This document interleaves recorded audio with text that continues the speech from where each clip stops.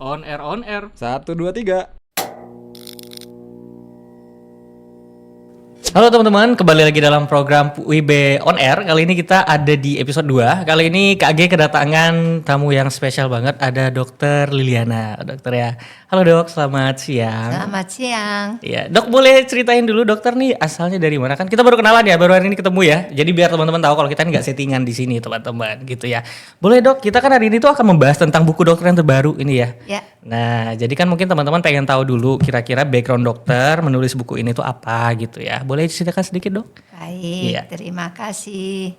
Jadi background menulis buku Belajar Istilah Kedokteran itu edisi kedua ya. Iya. Jadi Ada 2 nih, ya, saya dapat. edisi pertama tahun 2006 kayaknya ya. Iya. Betulkah? 2000 berapa di sini?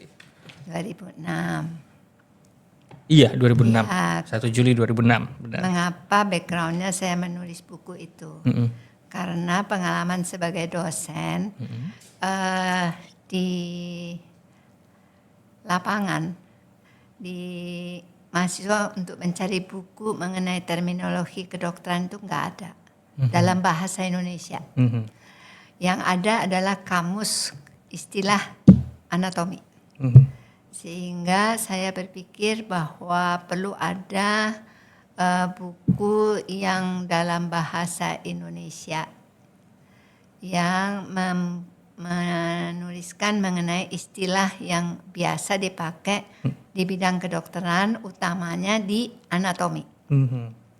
Oke, jadi ini udah edisi kedua dok ya. Iya. Saya kemarin sempat minta kebetulan sama teman-teman di FK karena saya diinfokan, Kak bisa nggak tuh jadi MC untuk acara podcastnya bareng Dokter Liliana gitu kan ya. Tapi bahasnya tentang apa? Saya bukan orang kedokteran nih kan, jadi saya kurang tahu nih, kurang ngerti gitu. Jadi saya minta boleh nggak saya dikasih bukunya dulu buat saya bedah gitu. Jadi sebenarnya saya udah buka dok buku dokter ini ya. Ya.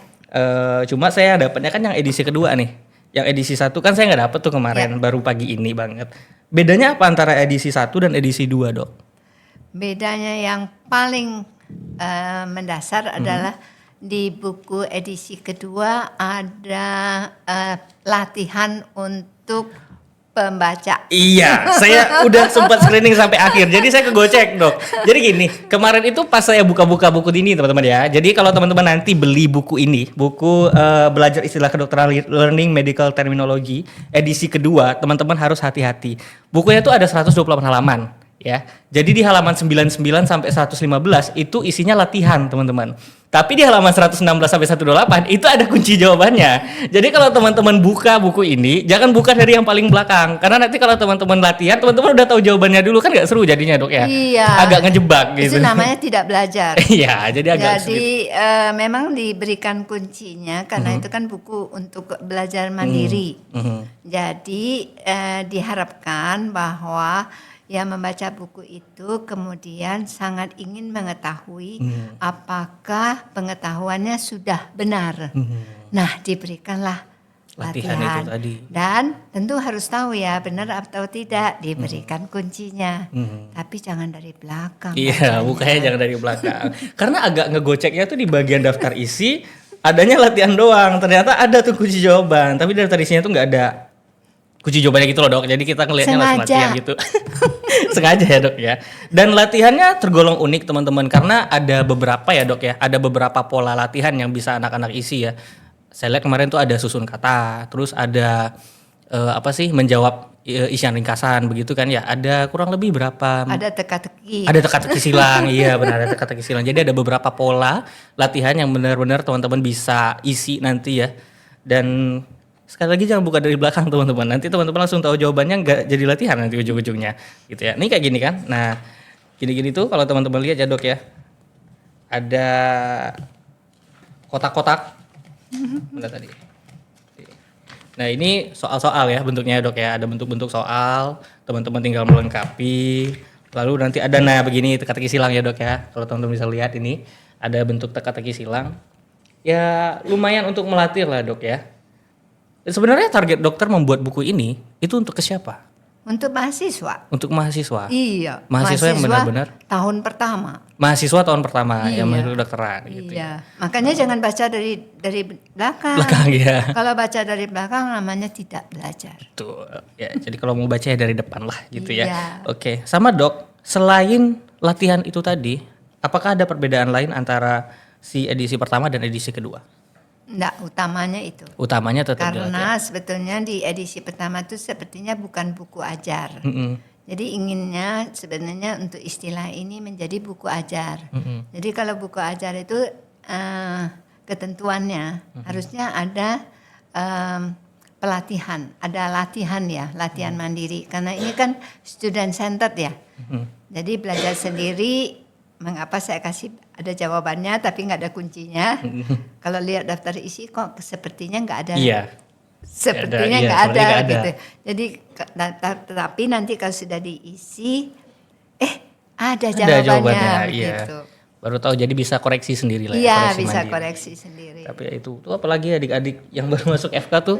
Ntar hati-hati kalau kalian dapat buku ini. Dapat? Oh belum ya? Oh nanti kalau dapat buku ini atau kalian beli buku ini jangan buka paling belakang gitu. Pokoknya jangan buka paling belakang karena ada ini. Kalau dari berarti kita bicara yang terbaru ya edisi kedua. Kira-kira untuk kedepannya dokter ada rencana untuk menulis edisi ketiga? Tahun depan Oh tahun depan sudah terbitnya. Oh tahun depan terbitnya. Ya ini kan tinggal 2 bulan lagi. Iya 2026 berarti ya. Iya. Nah boleh di-spill dikit mungkin bedanya apa antara edisi kedua dengan edisi ketiga? Ya kalau di evaluasinya di saya barangkali perlu per sistemnya itu lebih banyak. Dan karena pembelajaran ini sebenarnya saya sudah berusaha mencoba dari edisi pertama. Tapi di edisi ketiga saya pikir saya akan lebih mengembangkan per sistemnya. Kalau ini lebih pada yang umum. Nanti per sistem mesti belajar sendiri pada waktu belajar di anatomi begitu. Ada penulis lain yang dokter ajak untuk di edisi ketiga. Kalau di edisi pertama kan dokter sendiri nih. Ya. Di edisi kedua kan dokter ada mengajak dokter Aster ya. Ya Aster itu Setiadi. sekarang udah pindah ke Amerika. Oh iya. Jadi Dulunya? memang itu staf dosen di anatomi yang termuda Di? di departemen saya. Oh, oke. Yang termuda, tapi kemudian ikut suami pindah ke Amerika. Oke. Nanti siapa tahu ada yang ikut. Siapa tahu dokter Nisa barangkali. Mau ikut nulis ya, iya dokter Rica ya. Udah diajak tuh edisi ketiga, tapi udah jadi ya? Edisi ketiga? Belum. Oh belum ya? Masih dalam proses. Oh masih dalam proses. Dokter diajak tuh. Mana tahu kan nanti bisa gabung bareng dokter Lili ya. Dokter Liliana ya saya manggilnya ya? Dokter Iya, Lili. memang panggilannya Lili. Oh dokter Lili, oke. Dari awal baru sekarang ditanya panggilannya apa. Salah ini. Gak apa-apa. Ya dok ya kita ngalir aja. Terus dok, kalau kita katakanlah untuk anak-anak yang baru ini ya, baru mau masuk ke kedokteran, ini mereka bisa langsung memahami ya istilah-istilah medis yang ada di sini? Saya mengharapkan sekali memahami. Karena saya lihat juga di sini dokter membuatnya dalam bentuk tabel-tabel. Kalau yang di edisi kedua ya, kalau di edisi kedua saya nggak tahu kalau di edisi pertama apakah sama. Tapi kalau di edisi kedua saya lihat kayaknya banyak sekali tabel-tabel. Mungkin dokter bisa cerita sendiri kenapa dokter membuat bentuk isinya tuh seperti ini sampai banyak-banyak tabel. Terus ada memperlihatkan ini ya, ada arti Indonesia, ada arti Inggris sampai contoh-contohnya juga. Maksudnya dan tujuannya tuh apa gitu dok? Saya berpikir ini dengan tabel itu lebih mudah belajarnya daripada deskripsikan di dalam kalimat. Jadi kalau di dalam tabel langsung terlihat, ini loh bahasa Latinnya, ini bahasa Inggrisnya. Jadi lebih mudah belajar. Nah, dalam tabel itu memang penyusunannya adalah itu berkelompok. Jadi ada kelompok ya, tolong dilihat. Jadi ada, oh ini istilah untuk warna, oh ini istilah untuk penyakit. Benarkah? Iya sih ada sufiks itu apa sorry? Sufiks itu akhiran. Oh akhiran iya. Tapi biar Kelihatan keren bahasa kasih Indonesianya istilahnya kecil ini. sufiks. Kelihatan nilai bahasa Indonesia kurang ini waduh. Terus ini akhiran ya, kalau speak akhiran ya. Kalau prefiks awalan. Oke. Ya, sebetulnya istilah bahasa Latin untuk anatomi itu sebetulnya strukturnya mirip bahasa Indonesia. Ada kata dasar, ada kata awalan, ada akhiran. Terus dari buku yang dokter tulis, baik di edisi 1 atau edisi 2 ya, kira-kira part mana dok yang paling susah Paling ketika susah. menulis? Kalau menurut saya sih nggak ada yang paling susah. Gak ada yang paling susah ya. Enggak. Dokter langsung yang nulis ya. Kalau kayak saya tiba-tiba disuruh nulis begini baru kayaknya bingung juga saya. Karena sudah disusun ya, sebetulnya pada waktu menyusun itu saya berpikir bukan sebagai orang yang sudah 30 tahun jadi dosen. Kalau sudah 30 tahun jadi dosen itu kan sepertinya istilahnya sudah hari-hari ya. Tapi saya mencoba berpikir dari orang yang baru belajar. Sehingga penulisannya dari edisi pertama itu memang sudah mengajak itu untuk tidak langsung yang sulit sih, tidak. Tapi mendeskripsikan yang mudah-mudah dulu. Dasar-dasarnya dulu ya. Dasar-dasarnya dulu begitu ya. Memang ini edisinya sebetulnya memang untuk pengantar ya. Nanti karena itu istilahnya sebenarnya tidak terlalu banyak. Bersistemnya tidak terlalu banyak. Makanya di edisi ketiga saya mengharapkan menambahkan di sistem. Tetapi ini lebih secara generik ya, secara umum untuk mengerti arti, untuk belajar lebih mudah itu seperti apa. Dan maaf, saya belum menemukan buku yang menggambarkan seperti itu. Yang mirip gitu. begini ya. So far ya. Lalu dok, ini udah dijual bebas berarti ya? Sudah dijual malah bebas. saya malah udah nggak punya itu. Nggak punya Ini juga ya? sudah nggak ada. Oh udah nggak punya barangnya ya? Jadi kalau Tapi teman-teman Dr. mau beli Nisa bisa di dapat. mana ini dok? Itu Dr. Nisa bisa. Dokter Nisa. Ini kalau mau beli di mana? Tanya Dokter Dr. Nisa. Oh boleh, nanti kita spill katanya. Oke, jadi kalau di ini kan zaman sekarang dok ya. Anak-anak kan sekarang udah makin digital ya. Betul. Kalau buku-buku begini kira-kira masih efektif? Atau justru buku ini ada versi digital Yang versi e-book? ketiganya saya pikir versi digital. Versi digital. Berarti untuk yang dua ini belum ada versi e-booknya ya? Belum. So far masih yang fisik Karena seperti waktu ini ya? itu kan masih belum. Oh iya, ini tahun berapa ya? Ini 2006. Itu 2016. Ini 2016. Gapnya 10 tahun ya? Iya. Sekarang Karena 2026. kan 10 tahun juga. referensi itu paling lama 10 tahun. Oh, sebelum menerbitkan edisi terbaru. Ya enggak, Enggak itu kalau juga? saya Oh, kalau- terminologi. Bagusnya sih 5 tahun, tetapi kalau untuk buku ajar itu ya paling bagusnya itu 5 tahun. 10 tahun maksimal, saya ngambilnya yang maksimal. Berapa lama dokter membuat buku ini? Butuh waktu berapa lama? Edisi pertama berapa lama dokter menulisnya? Lupa tuh saya. Edisi kedua? Edisi ketiga deh yang baru keluar nanti. Ya, bisa sekitar 3-6 bulan. 3-6 bulan untuk Tergantung satu. aja waktu yang tersedia. Tergantung waktu yang tersedia ya. Tapi enggak, untuk dokter sendiri pribadi benar-benar enggak kesulitan dalam menulis ini ya? Enggak, Enggak ya? soalnya apa ya, passionnya sih di dalam pendidikan, sehingga untuk saya nulis buku itu bukan beban. Untuk berbagi kan. Dan kalau nulis buku itu sepertinya memberikan pendidikan, pembelajaran, tetapi tidak bicara, tapi ditulis. Kan jadi sama aja kan. Sorry ya dok, usia dokter berapa saat ini? Tebak dulu. Tebak dulu. Wah disuruh nebak sekarang. Oke. Bolehkah? Boleh. Bolehkah disuruh tebak? Ya saya mau nebak. Kalau adik-adik di sini udah tahu ya? Udah tahu ya usia dokter berapa ya? Sudah tahu nggak boleh ngomong. Nggak, udah tahu? Udah tahu? Oh belum ya? Oke. Aduh takut. Bentar. 70? Ada? Ada lebih atau kurang? Lebih mungkin? Lebih atau kurang? Lebih. Oh lebih? Hampir 77. Hampir 77 atau 77? Hampir. Hampir 77. Ganti tahun dulu. Berarti di usia dokter yang ke-77 masih aktif menulis ya dok ya? Masih aktif jalan-jalan. Masih aktif jalan-jalan malah teman-teman. Waduh, saya yang kalah ini. Saya jalan-jalan paling ke Kepri-Kepri aja nih, belum sampai keluar jauh-jauh ini. Tapi ini ya luar biasa ya dok. Maksud saya di usia dokter yang udah 77 tahun pun masih sangat aktif. 76 lah. Oh 76 ya. Belum 77. Marah dibilang 77. tetap 1 tahun ngaruh ya dok ya.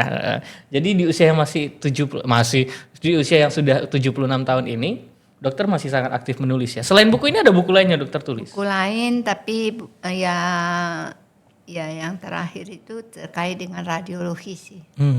Jadinya jadi untuk yang mahasiswa yang levelnya lebih bukan bukan yang basic ya, ya. bukan basic, yang udah menengah Ya. mungkin ya.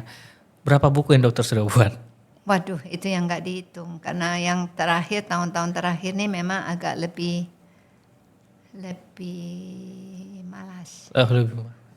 Kalau kata kasarnya malas ya, tapi sebenarnya bukan malas sih. Tapi mengerjakan yang lain lagi yang beda. Okay. Ada 10 buku dok? Ada. Lebih? Bisa lebih. 50?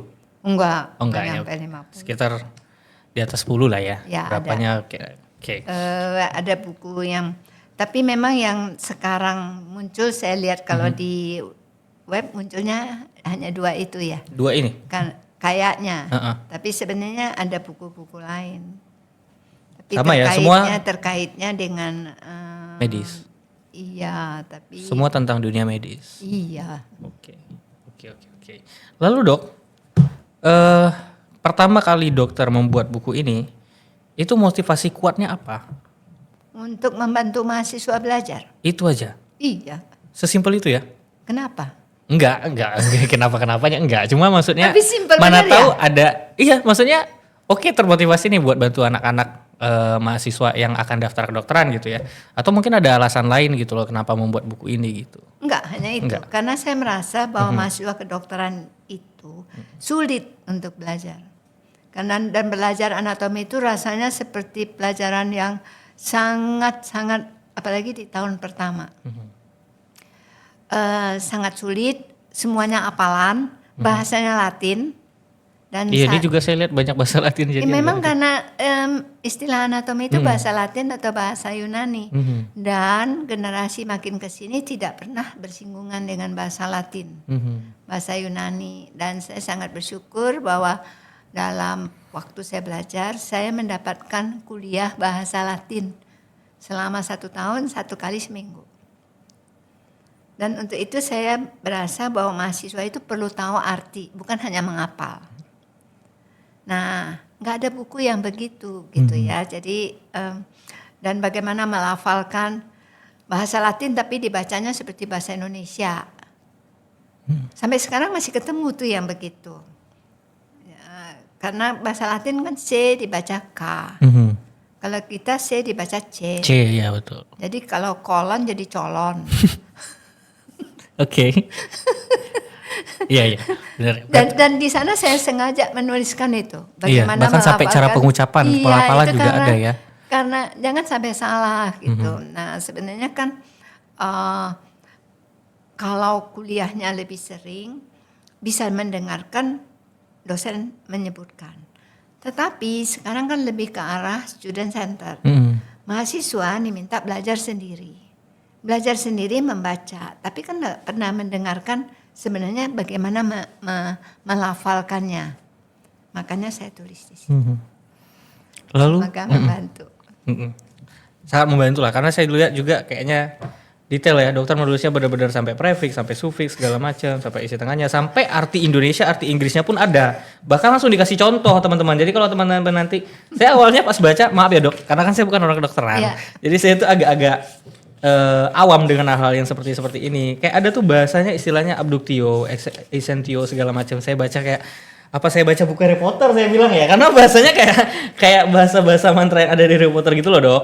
Bukan ini, karena memang saya basicnya bukan orang kesehatan, jadi saya kurang tahu. Tapi pas ngeliat, oh iya ya ternyata begini loh orang-orang di kedokteran itu belajar gitu ya. Sebenarnya itu mudah sekali kok. Kalau misalnya membaca begitu, itu gerakan tuh ya.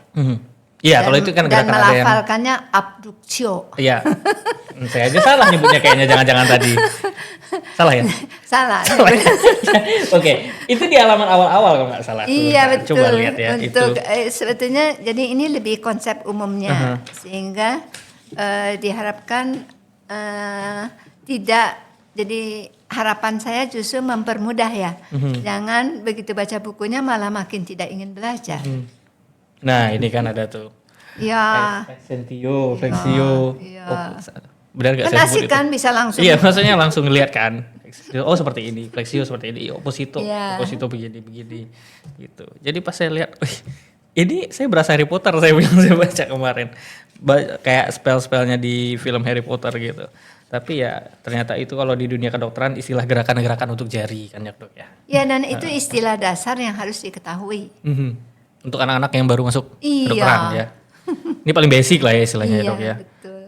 Jadi memang kalau anak-anak yang baru masuk kedokteran ini sangat-sangat disarankan ya untuk teman-teman, apalagi kalau teman-teman untuk di pembelajaran apa khusus spesifiknya ini dok? Anatomi Anatomi ya, untuk di pembelajaran anatomi. tahun pertama Tahun pertama ya. dan paling yang dari survei itu adalah materi yang paling sulit. Karena Dari seluruh materi karena ya. istilah semua bahasa Latin, bahasa Yunani, bukan bahasa ibu dan mesti dihafalkan. Nah, menurut saya kalau hanya menghafalkan kata tanpa mengerti arti itu sebetulnya memang sulit. Tapi kalau mengerti artinya kita langsung tahu, mencarinya juga tahu, kemudian artinya apa. Gitu. Ya, misalnya saya kasih contoh ya, misalnya musculus flexor, musculus flexor carpi, musculus flexor carpi radialis. Panjang kan? Panjang dan saya tak ngerti. Jujur aja. Nggak ngerti ya? Iya, nggak ngerti. Tapi katanya ya flexor carpi radialis. Sebenarnya dari kata itu langsung tahu otot ini musculus ya. Musculus itu otot. Flexor langsung tahu otot itu fungsinya untuk fleksi. Nah itu flexio. Lekuk. Terus carpi langsung tahu kalau itu pergelangan tangan. Kalau radialis tahu itu pasti sisinya sisi yang luar. Kan nggak usah diapal, cuma baca langsung tahu ya fungsinya. Untuk anak-anak kedokteran oke lah. Kalau ya. yang ngerti. Kalau yang ngerti benar, saya nggak ngerti dari tadi dokter jelasin saya juga bingung. Jujur Karena aja. bukan anak kedokteran jadi nggak ini, tapi sebenarnya sangat mudah sekali untuk jadi langsung tahu itu di mana, langsung tahu fungsinya. Jadi ini memang bisa jadi panduan lah untuk teman-teman yang mau masuk kedokteran ya. Nah dok, ini udah dari beberapa orang yang sudah membaca buku dokter pernah mendengar testimoni langsung dari mereka? Ya sangat membantu. Sangat membantu, ngomongnya gitu. Rata-rata mahasiswa saya mengatakan sangat membantu. Gitu ya, sangat membantu. Oke, kalau teman-teman di sini ada yang udah membaca? Dokter dong ya? Sudah. Gimana dokter bukunya? Sangat membantu. Spesifik banget ya, sangat membantu gitu. Ini buat ngajar besok. Oh iya, dokter udah mulai ngajar ya berarti. Ini dokter udah lama pegang ini atau baru ini? Sebulan ya. Oke, sebulan. Bahkan dokter yang udah lulus kedokteran aja masih membaca ini gitu loh. Apalagi saya yang enggak masuk kedokteran gitu kan. Enggak lah, terima kasih. Karena sepertinya di publikasi juga sudah cukup pusing bahasa saya, apalagi ini ya teman-teman. Oke. Dok, terakhir dok. Kira-kira selain apa yang dokter coba sampaikan melalui buku ini, pesan dokter untuk anak-anak yang baru masuk kedokteran, especially kan kita sekarang di WIB udah buka fakultas kedokteran baru-baru ini. Alhamdulillah kita udah resmi kemarin di bulan September. Itu kita udah buka fakultas kedokteran, harapannya untuk anak-anak yang baru masuk, kira-kira pesan dokter seperti apa? Pesannya? Iya, untuk anak. Karena saya latar belakangnya anatomi. Jadi belajarlah anatomi secara baik. Karena itu adalah ilmu dasar. Memang di awal terasa sulit karena menggunakan bahasa Latin. Tapi kalau kita menjadi dokter, dan ini dalam hal ini adalah dokter manusia, tentu kita perlu tahu ya struktur tubuh manusia. Dan istilah yang ada di struktur tubuh manusia itu ya pakai bahasa Latin. Jadi mau tidak mau kan kita harus kuasai ya. Setuju nggak? Setuju dong. Iya dong. Karena kan namanya berpengaruh dokter dengan nyawa manusia. orang ya. Iya betul. Kalau nggak ngerti tubuh manusianya seperti apa, bagaimana mau jadi dokternya? Betul. Apalagi dokter kan urusannya kan dengan banyak orang, dengan nyawa orang lagi kan ya gitu. Jadi ya wajar. Itu ya teman-teman pesan dari dokter Liana teman-teman. Belajarlah anatomi intinya. Karena anatomi itu yang paling dasar ya dok ya. Ilmu dasar Ilmu dan dasar. semua ilmu sebetulnya terkait dengan anatomi. Mhm. Termasuk ilmu klinik sekalipun. Misalnya spesialis penyakit dalam, tahu kan? Ada dokter spesialis spesialis penyakit penyakit dalam. dalam. Itu juga base-nya anatomi. Apalagi kalau spesialis bedah. Mhm. Pasti Jadi tetap anatomi. basicnya memang harus menguasai anatomi untuk kita bisa sukses. Basicnya kita kuat untuk pembelajaran yang berikutnya kita jadi lebih mudah. Oke gitu ya teman-teman ya. Sekali lagi kalau teman-teman pengen belajar tentang anatomi dasar, bisa langsung cari aja bukunya Dokter Liliana. Judulnya adalah Belajar Istilah Kedokteran.